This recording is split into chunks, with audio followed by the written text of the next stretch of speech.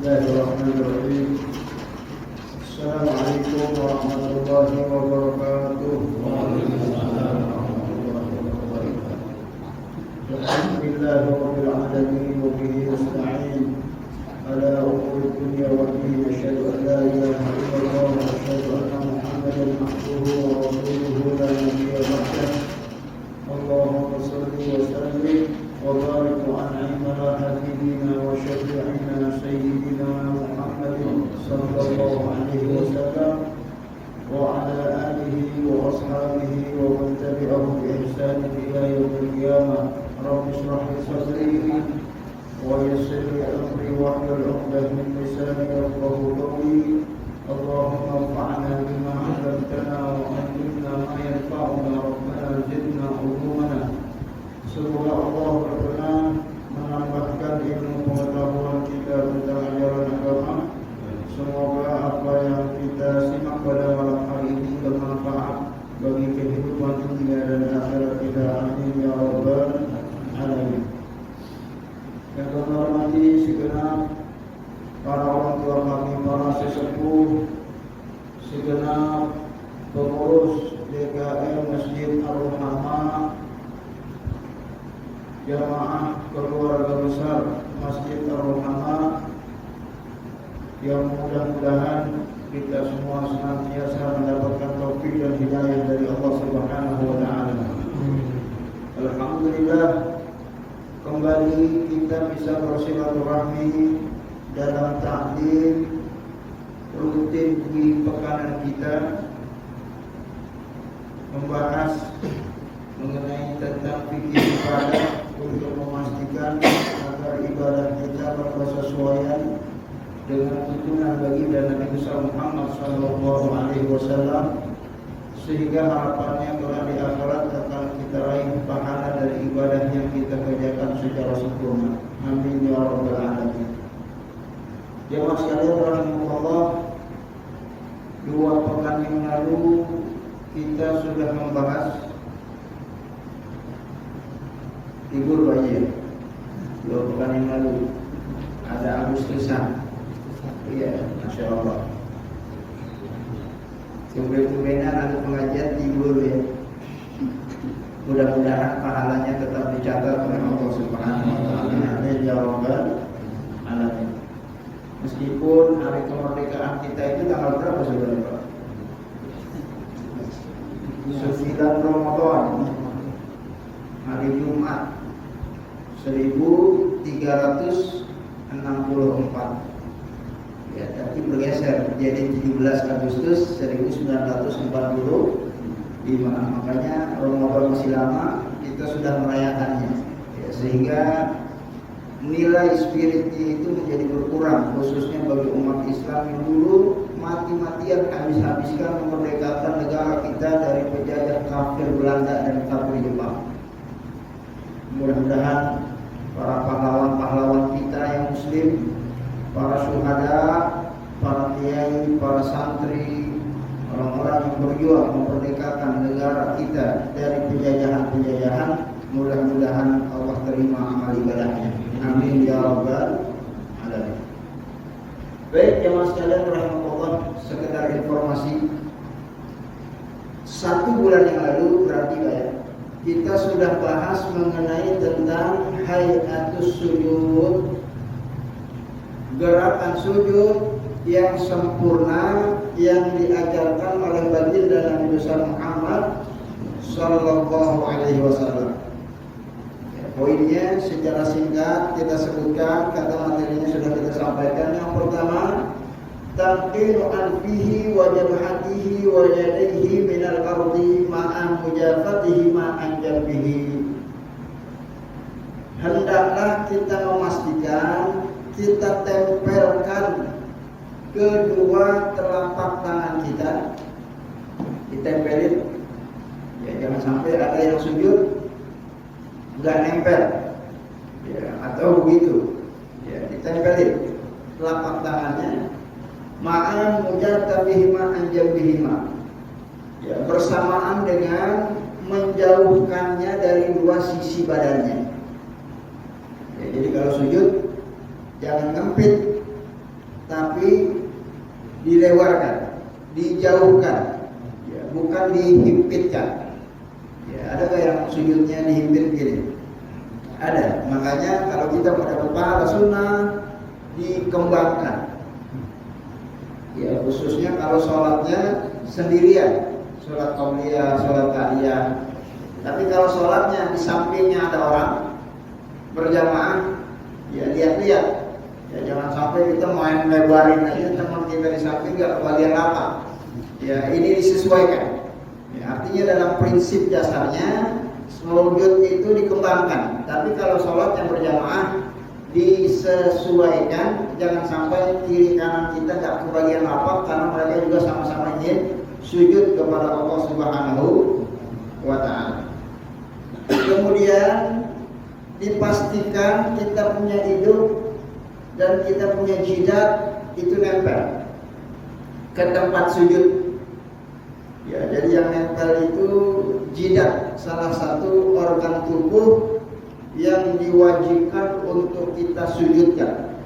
Sujud itu artinya nempel di atas tanah, nempel di atas batu, kalau sholatnya di atas batu, nempel di atas aspal, kalau sholatnya di atas aspal, nempel di atas koran, kalau koran dipakai sholat, atau nempel di atas karpet, ataupun nempel di atas sejadah.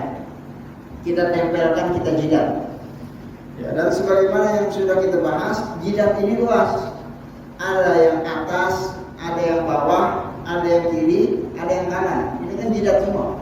Maka jidat yang kita tempelkan adalah jidat yang sekiranya hidungnya juga bisa nempel. Berarti jidat bagian bawah. Itu yang kita tempelin. Syukur-syukur hidungnya bisa nempel. Ya, jadi untuk menempelkan hidung ini bagian dari sunnahnya Rasulullah Sallallahu Alaihi Wasallam. Karena hadisnya sudah kita sampaikan. Kenapa demikian? Sebab Rasulullah SAW beliau bersabda, "Umirtu an asjuda li sab'ati a'dha." Aku diperintahkan oleh Allah untuk mensujudkan 7 organ tubuh. Beliau mengucapkan jabhah yang artinya jidat, tapi sambil menunjuk hidungnya. Ya, ada yang dibilang jidat, tapi yang ditunjuk hidungnya, sehingga kata para ulama berarti jidat yang beserta dengan hidungnya. Oleh karena itu, kalau ada jamaah kita yang jidatnya hitam karena kebanyakan sujud, ada apa ya? Ada ya? Ya, mudah-mudahan karena kebanyakan sujud. Amin ya rabbal alamin. Maka harus dipastikan yang hitam itu jidat yang bawah. Ya, jadi bukan jidat yang atas. Kalau yang hitamnya yang atas berarti sujudnya keliru. Ya, maka harus diperbaiki, dan masing-masing kita tentu berupaya untuk memperbaiki ibadah sholat kita. Amin ya rabbal alamin. Wa waqul qafaini hazwal udhulaini awil mankibaini. Poin yang kedua, posisi tangan kita itu nanti sejajar. Ada 2 cara, sejajar dengan dada dan sejajar dengan telinga. Ya, sama seperti saat kita takbiratul ihram. Ini kan tangan naiknya ada yang sedada, ada tangan yang naiknya setelinga. Maka saat kita sujud pun demikian. Saat kita sujud, di mana kepalanya, di mana pundaknya, di mana telinganya. Nah, tangan kita itu sejajar dengan pundak atau sejajar dengan telinga. Ya, jadi boleh di sini atau boleh agak majuan dikit. Ya, ini poin yang kedua, berdasarkan jam'u ba'dul ulama baina riwayataini, penggabungan 2 hadis yang berbeda dari informasi baginda Nabi Muhammad sallallahu alaihi wasallam. Kemudian prinsip yang ketiga, ayyabsuta asabi'ahu madmumatan. Hendaklah jemari kita itu dibentangkan, ya, jangan dicekel, digentangkan, karena harus nempel dari ke bumi. Kemudian madmumah itu artinya dirapatkan, tidak dilebarkan. Jadi saat kita sujud ini dirapatkan. tapi dibuka, tidak dikepalkan. Kemudian prinsip yang keempat, ayastaqbila bi atrafi asabi ahli qiblah, hendaklah kita menghadapkan seluruh jari jemarinya menghadap ke arah kiblat.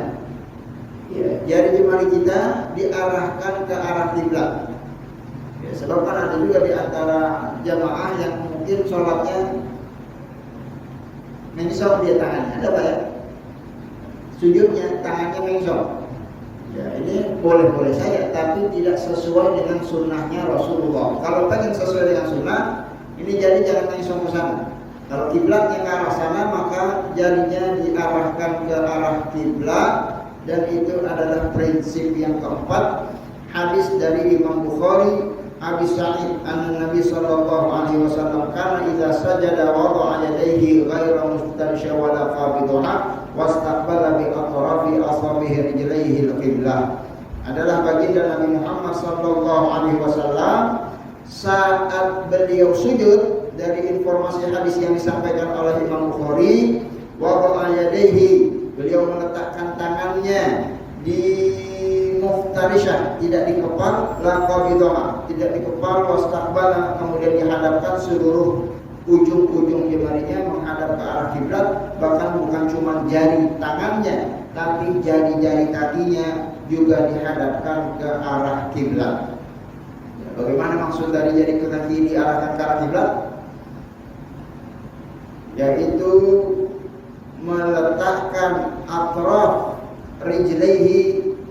Ya, saat kita sujud itu jari jemari kan ditempelkan dari ujung jempol sampai ujung kelingking, dan tidak cuma sekedar nempel, tapi juga ditekuk agar menghadap ke arah kiblat. Ya, jadi jari jemarinya itu ditekuk menghadap ke arah kiblat sejajar dengan jari jemari tangan yang menghadap ke arah kiblat, dan itu sunnahnya sholat baginda Nabi Muhammad sallallahu alaihi wasallam. Untuk apa ditekuk? Untuk setidaknya ada manfaat yang akan kita raih, yaitu akan terpijat ujung-ujung jari jemari yang merupakan pusat titik-titik refleksi yang itu akan melancarkan peredaran darah. Ya, ada ahli bekap di sini Pak, yang ahli refleksi bisa tanya. Ya, salah satu titik-titik refleksi itu adanya di ujung-ujung kaki. Itu kalau kita pencet sakit apa enggak ya? Ya, ada yang sakit, ada yang enggak. Nah, kalau ada yang sakit itu berarti aliran darahnya enggak lancar. Gimana biar lancar? Pencet terus sampai rasa sakitnya hilang. Dan kita di dalam pelaksanaan sholat itu tiap kali kita sholat, tiap kali kita sujud, itu ujung-ujung jari kita pencet, kita tekuk secara natural, sehingga insya Allah selesai sholat Allah akan berikan kita nikmat sehat walafiat. Selain tentunya Allah akan berikan pahala mengikuti sunnah baginda Nabi Muhammad sallallahu alaihi wasallam. Ya, demikian jamaah sekalian rahimahullah mengenai tentang sujud yang sempurna yang diajarkan oleh baginda Nabi Muhammad SAW dengan prinsip-prinsip yang harus kita indahkan. Jamaah sekalian rahimahullah, kemudian ada larangan sujud mengenai tentang meletakkan apa ini namanya Pak Cik? Lengan bawah ya. Ya, ini jangan diginiin. Sujud jangan begini. Jangan seperti kalau, jangan seperti anjing. Gimana Ustaz? Nah, ya jangan seperti ini. Ya, tapi diangkat yang nempel cukup telapaknya tangannya saja. Ya, sementara kan kita pernah nggak lihat orang sholat begini? Ya, pernah. Ya, itu sholat yang dilarang sama Rasulullah Sallallahu Alaihi Wasallam. Meskipun sah-sah saja sholatnya begitu, selama sujudnya dilakukan, sah sholatnya. Ya, karena masalah keabsahan yang penting rukunnya dipenuhi. Tapi kalau bicara sunnah, sholat yang tangannya nempel begini lengannya, itu tidak sesuai dengan sunnah, tapi yang ditempelkan cukup telapak tangannya saja. Telapak tangannya saja yang ditempelkan, dikempitkan, dan begitu yang disampaikan oleh para ulama. Dan itu berlaku bagi laki-laki maupun perempuan. Sama, ibu-ibu, bapak-bapak, sama model sujudnya seperti itu.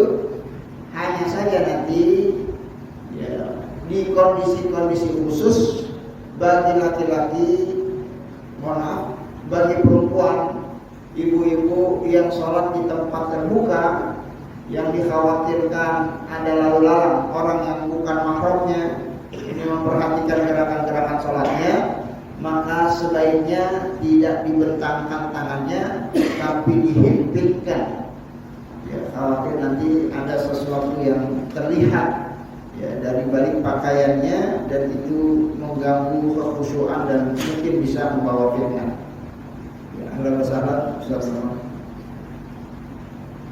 Baik jamaah sekalian rahimakumullah, kita lanjutkan.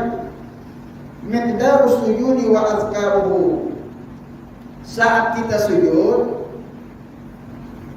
batas minimal kita boleh menyelesaikan sujud itu yang disebut dengan tumakninah. Ya, nggak boleh kalau sujudnya belum sempurna kita bangun Allahu Akbar, karena belum tumakninah. Karena tumakninah yang sudah kita sampaikan ini merupakan bagian dari rukun tiap-tiap gerakan-gerakan sholat. Kita diri harus tumakninah, kita ruku harus tumakninah, kita i'tidal harus tumakninah, kita sujud pun harus tumakninah. Tidak boleh rukunya belum sempurna kita bangun sami Allahu liman hamidah. Tidak boleh. I'tidalnya belum sempurna kita langsung sujud. Demikian juga tidak boleh sujudnya belum sempurna kita udah bangun dari sujud. Harus ada tumakninahnya. Berapa standarisasi tumakninah yang dianjurkan? Ya, minimal ayyaqula sajid hina sujudihi, saat yang sujud itu membaca zikir yang Rasulullah SAW ajarkan, yaitu zikir yang dianjurkan untuk dibaca saat kita sujud, yaitu ucapan Subhana Rabbiyal A'la. Ya, Subhana Rabbiyal A'la, Maha suci Allah, Tuhan yang Maha tinggi. Itu berapa detik ya Bang? Subhana Rabbiyal A'la. Ada 2-3 detik ya. Itu artinya kalau orang belum sujud selama 2-3 detik, belum boleh dia bangun dari sujudnya untuk mendapatkan kesempurnaan sujudnya dan mendapatkan rukun tumakninahnya. Dan syukur-syukur kalau kita baca sebanyak 3 kali. Ya, karena ada perintah dari baginda Nabi Muhammad SAW yang sifatnya sunnah agar kita membaca zikir itu salah tasbihat, sebanyak 3 kali zikir.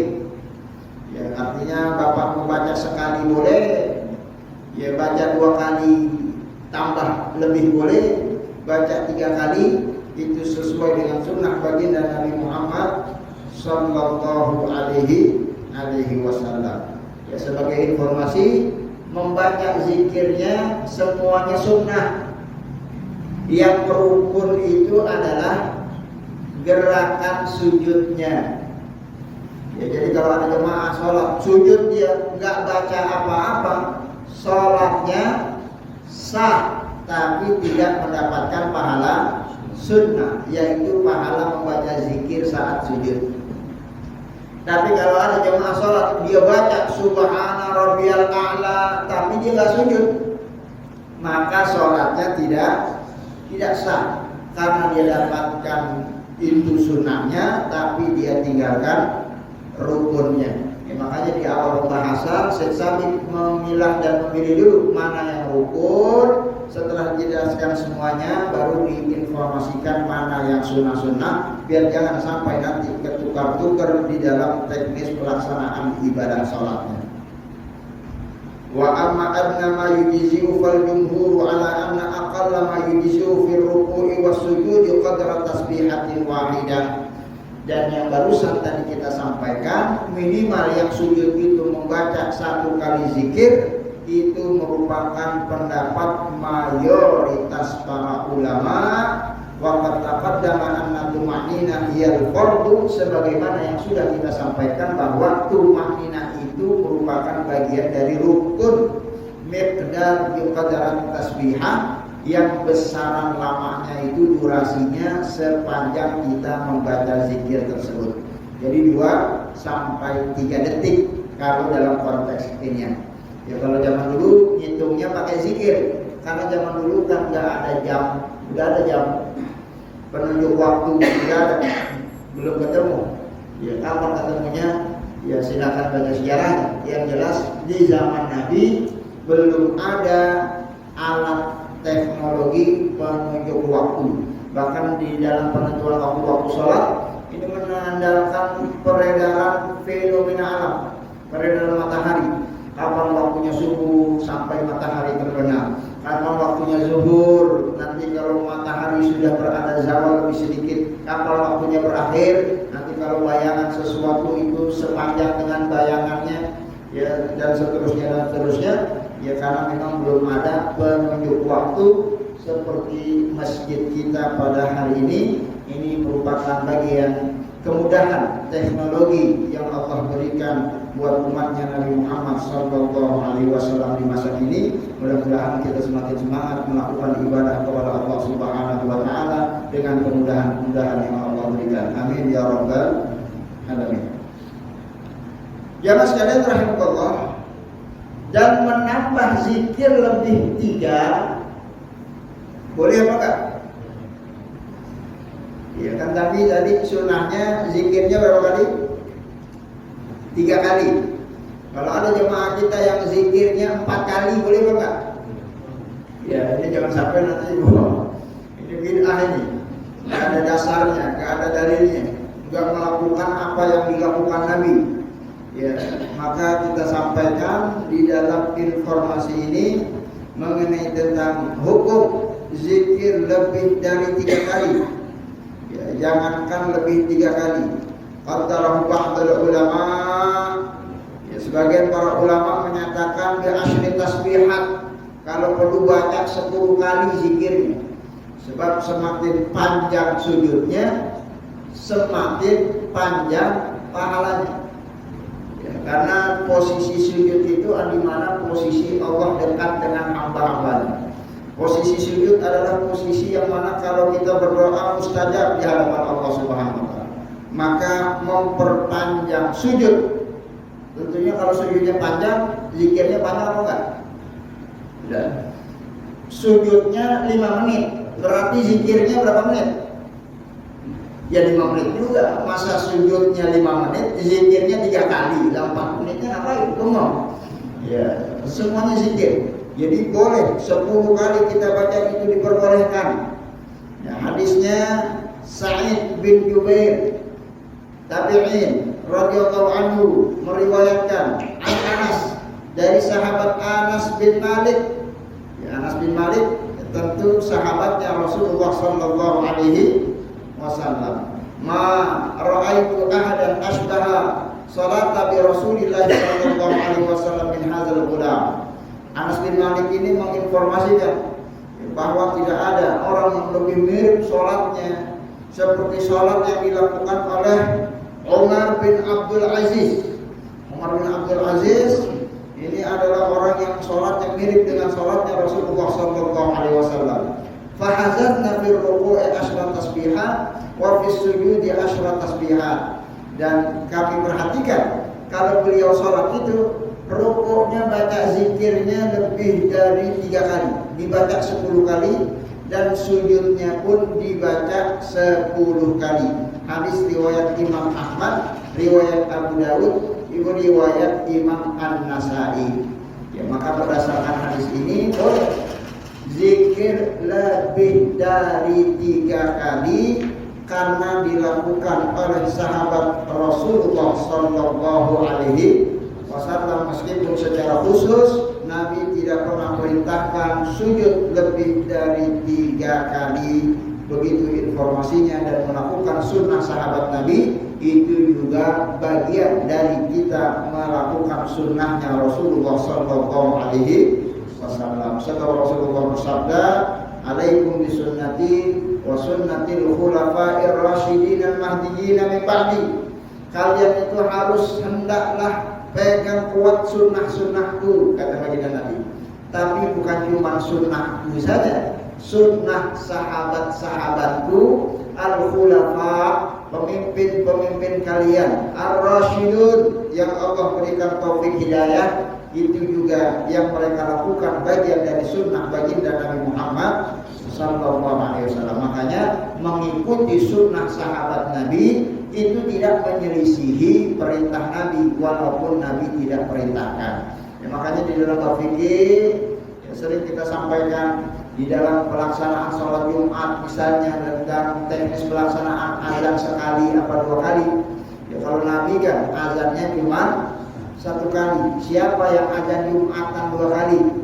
Yaitu Sayyidina Utsman bin Affan radhiyallahu anhu. Saat beliau menjabat sebagai khalifah, banyak orang terlambat datang melaksanakan sholat Jumat.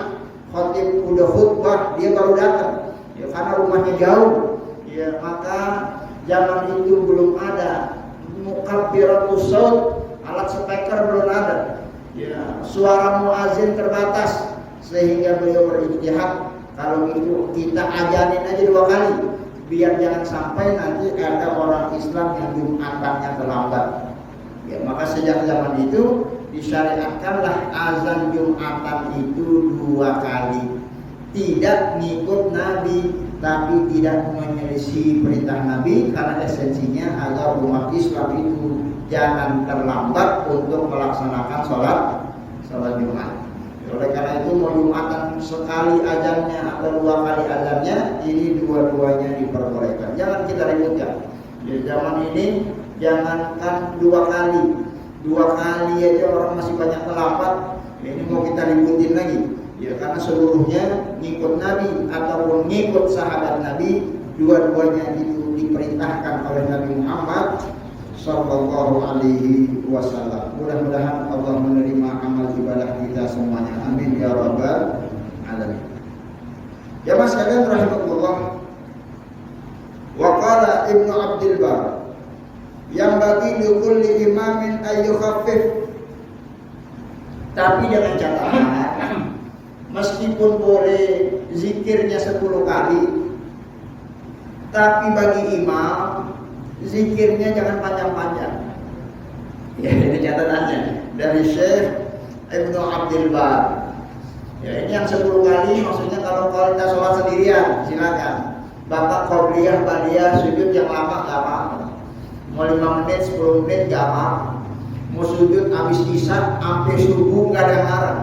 Tapi kalau sholat berjamaah jangan lama-lama sujudnya, kesian. Yang di belakang udah nahan gitu. Ya takutnya dia lagi film meler, dia punya ingus.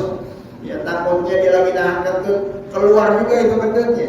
Ya hati-hati yang udah lemes nahan sujud, apalagi rukuk, bisa nyungsep dia kalau kelamaan. Ya ini meskipun itu boleh, tapi kalau jadi imam jangan kelamaan. Wa qala Ibnu Mubarak, istahabul imam ayyusabbihu tasbihan. Ya, kalau mau dipanjangin, imam setidaknya 5 kali tasbih saja. Kata Ibnu Mubarak. Ibnu Mubarak ini seorang ulama tabi'in. Ya, Abdullah bin Mubarak. Ya, kata beliau sunnahnya 5 kali tasbih kalau jadi imam. Kenapa 5 kali? Lika yudrik man khalfahu salasat tasbihat, biar yang ngikut di belakang bisa dapat minimal 3 kali tasbih. Kan kalau imamnya 3 kali, khawatir makmumnya belum 3 kali dia udah bangun karena imamnya sudah bangun. Ya, karena kan makmum harus ngikutin imam. Apalagi kalau imamnya baca 1 kali, makmum sudah pasti nggak mungkin bisa baca 3 kali karena kan di luar imam gerakannya. Ya, maka sunnah bagi imam itu kalau mau baca silakan baca 5 kali. Buat apa? Biar makmum bisa kita pastikan dia bisa baca zikir 3 kali sehingga mereka mendapatkan pahala sunnahnya baginda Nabi Muhammad SAW. Sehingga kalau kita memanjangkan sujud kita sebanyak 5 kali tasbih, kan setidaknya gara-gara itu kita dapat memberikan kesempatan para jamaah untuk membaca tasbih sebanyak 3 kali, dan mudah-mudahan dengan itu kita pun insya Allah akan mendapatkan pahalanya. Amin ya rabbal alamin. Wal mustahabu alla yaqtasir al-musalli ala tasbih bal yazidu alaihi ma syaa min ad-du'a. Ya, dan sangat dianjurkan ya, jangan kurang dari 3. Ya, karena kalau kurang dari 3 ini nanti berkurang pahalanya. Wa yaqtasir al-musalli ala tasbih bal yazidu alaihi ma syaa min ad-du'a. Ya, bahkan nanti diperbolehkan kita memperpanjang sujud, ditambah bukan cuma dengan zikir tapi dengan munajat, doa yang kita minta kepada Allah Subhanahu wa taala itu diperbolehkan. Memperpanjang sujud itu ada landasan syariatnya. Hadisnya ini dikutip, saya bacakan. Hadisnya sahih. Anna Nabi sallallahu alaihi wasallam qala, Rasulullah sallallahu alaihi wasallam bersabda, aqrabu ma yaqulu ahadukum min rabbih wa huwa sajid. Posisi yang paling dekat antara Allah dengan hambanya kapan waktunya? Saat hamba itu sedang lagi sujud. Makanya kata baginda Nabi, fa'aksiru fihi minad doa, perbanyaklah kalian berdoa kalau kalian lagi sujud. Kenapa? Allah lagi dekat. Mumpung lagi dekat, aksiru, perbanyaklah doa yang kalian panjatkan. Mudah-mudahan doa kita dikabulkan sama Allah Subhanahu wa taala. Ya, makanya para ulama menyatakan dalam buku-buku doa, kalau kita baca tips bagaimana doa kita agar dikabulkan oleh Allah Subhanahu wa taala, salah satu caranya perbanyak permohonan yang kita inginkan itu kita baca saat kita sujud. Jadi antaranya dijelaskan oleh Imam Syekh Al-Qahtani dalam kitab Ad-Du'a minal Kitab wa Sunnah wa yadihi ar-ruqa asy-syar'iyyah. Ya, jadi berbanyak doa saat sujud. Insyaallah apapun hajat dan keinginan kita mudah-mudahan segera dikabulkan oleh Allah Subhanahu wa taala. Makanya dianjurkan untuk memperpanjang sujud. Dan sekali lagi memperpanjang sujud di dalam pelaksanaan sholat kita secara mandiri. Ya, sholat tahajud panjangin sujudnya, sholat qobliyah ba'diyah panjangin sujudnya. Tapi kalau sholat berjamaah jadi imam, jangan terlalu panjang sujudnya.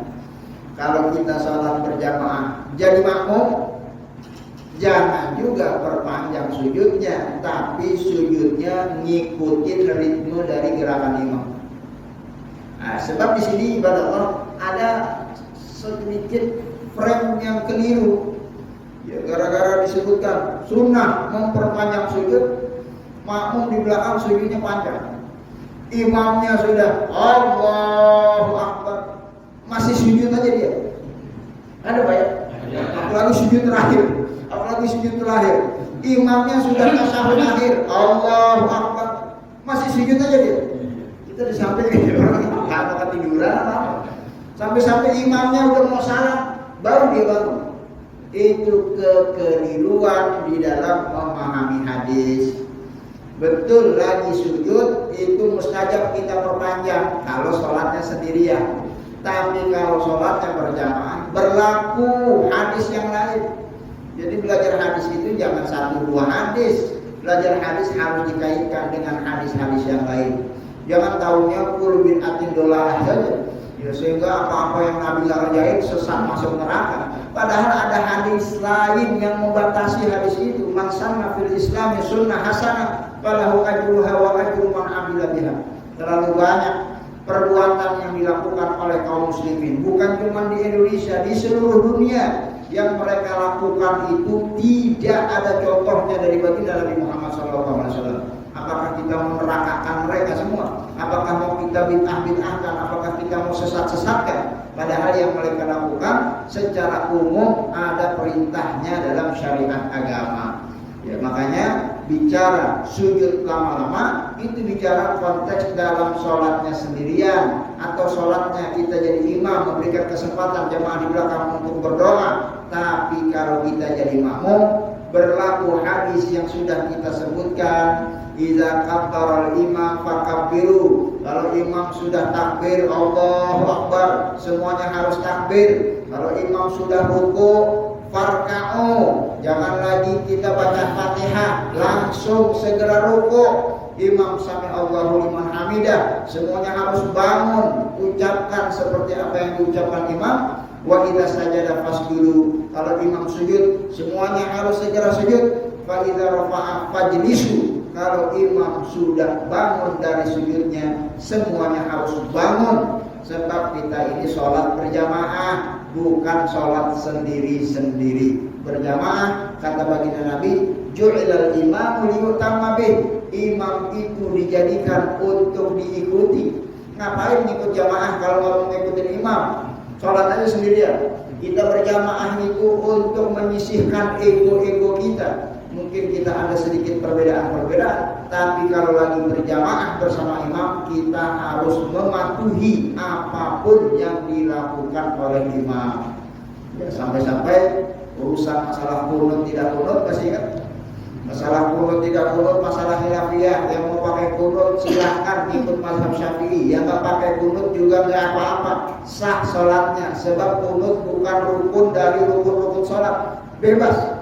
Jangan kita saling menyalahkan gara-gara subuh kunut atau tidak kunut. Masalahnya masalah khilafiyah. Yang pakai kunut silahkan, yang tidak juga silahkan. Tapi kalau berbicara sholat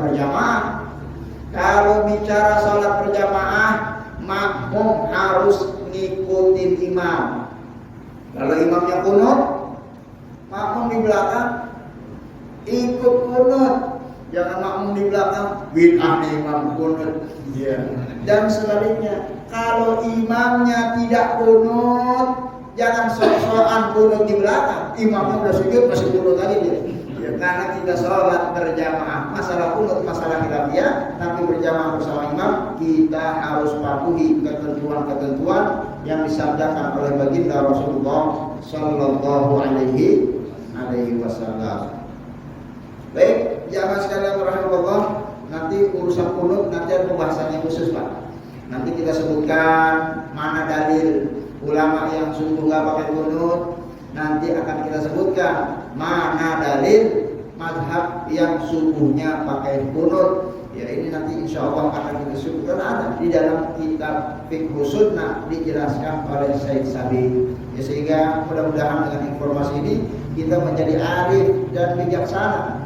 Ya, jangan cenderung menyalahkan ibadah saudara kita seiman, karena kita semua sama-sama berupaya untuk mempersembahkan ibadah kepada Allah Subhanahu wa taala dengan sholat-sholat yang kita laksanakan. Yang sholat-sholat itu tentunya kita pun tidak tahu secara pasti karena tidak pernah melihat baginda Nabi Muhammad SAW sholat dengan kasat mata yang kita saksikan. Ya kan, di awal-awal pembahasan prinsip sholat itu kan sesuai dengan perintah Nabi, shollu kama ra'aitumuni usolli. Kalian sholat, lihat aku sholat bagaimana. Gitu kata Rasulullah. Ya, cuma masalahnya kita udah pernah melihat Rasulullah sholat atau belum? Kan belum masalahnya. Ya, siapa yang pernah melihat Rasulullah sholat? Ya para sahabat-sahabatnya. Mereka lah orang-orang yang hidup di masa Rasulullah, yang tahu persis sholatnya Rasulullah, yang tahu persis Rasulullah takbir itu semana angkat tangannya. Kita nggak tahu. Yang tahu persis, ada yang ngasih tahu segini, ya kita ikut. Ada yang ngasih tahu segini, ya kita ikut. Yang ngasih tahu Rasulullah sholat subuh pakai kunut apa nggak pakai kunut, ya ada hadisnya. Itulah yang kita ikuti. Ya, karena kita sama-sama nggak tahu. Yang pakai kunut nggak tahu, yang tidak pakai kunut juga sama-sama nggak tahu.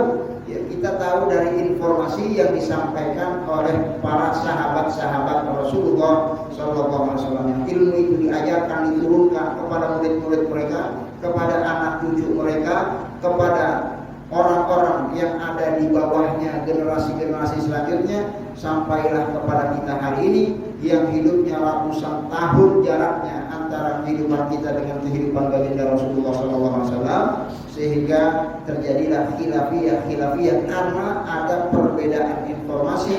Ya, yang penting prinsipnya kita mengikuti ulama-ulama yang mu'tabarah, diakui keilmuannya oleh kaum muslimin di seluruh dunia. Karena kata baginda Rasulullah, la tajtami'u ummati ala dhalalah, tidak mungkin umatnya Nabi Muhammad itu bersepakat terhadap kesesatan.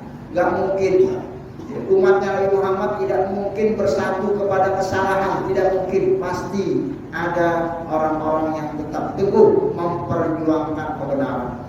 Jangan jauh-jauh, urusan BBM naik, apa semua partai setuju?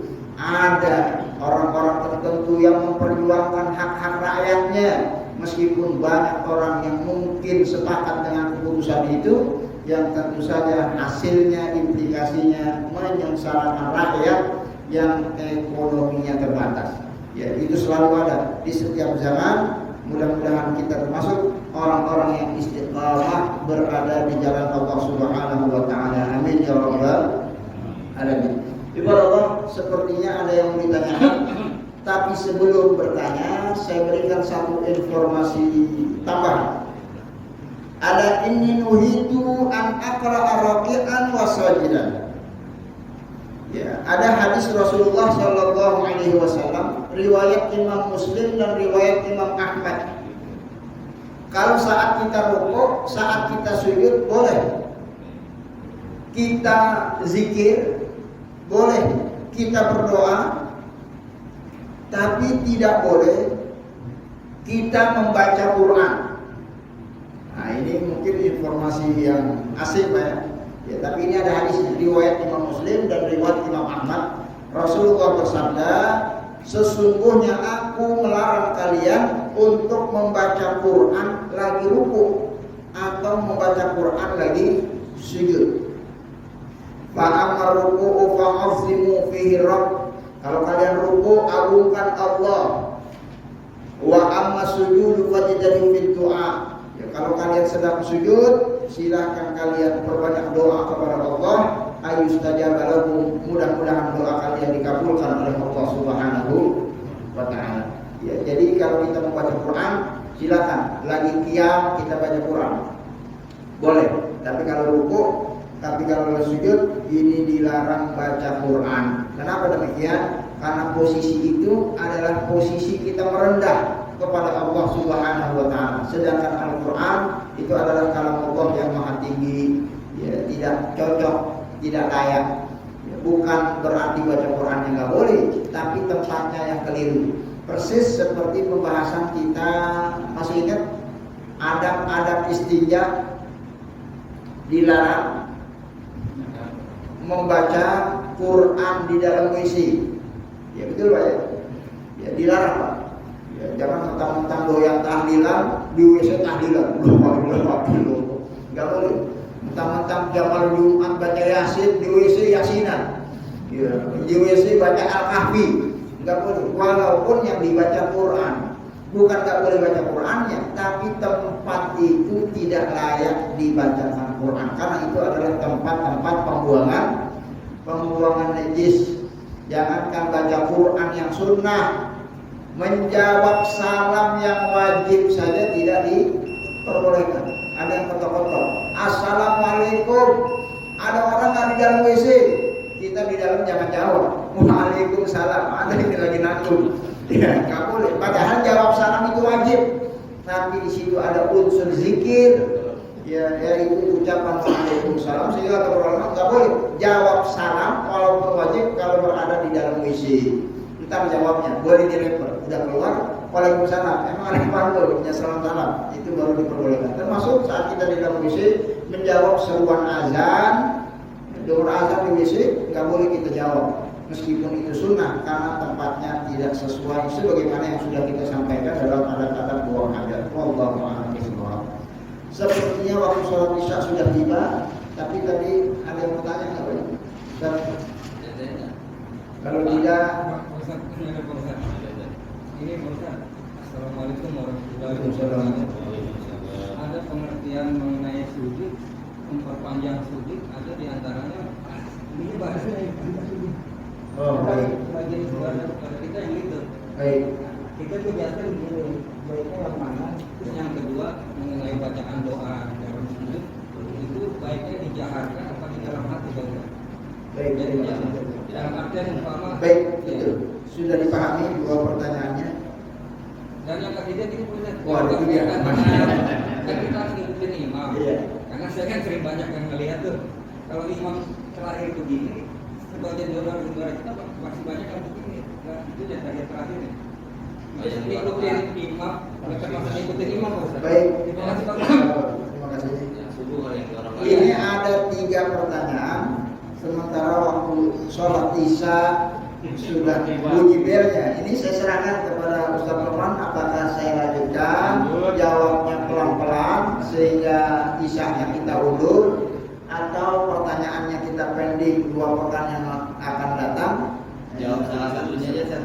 Singkat. Baik, jawab salah satunya. Yang mana? Di antara 1 dan yang 3 itu? Yang banyak saya lihat sih yang nggak ngikutin Poin 3 aja, Ustaz. Baik. Poin 3. Yang 3 aja, karena kebanyakan jemaah kita nggak ngikutin Bubuh, imam. bubuh biasanya. Baik. Ya. Jadi yang diharuskan bagi makmum itu mengikuti komando imam, bukan mengikuti detailnya sholat yang dilakukan oleh imam. Contoh, imam baca doa istiftah, makmum nggak baca, boleh apa enggak? Boleh. Boleh.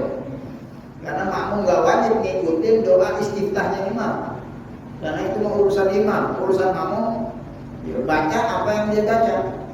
Urusan makmum ngikutin imam lagi diri, dia diri.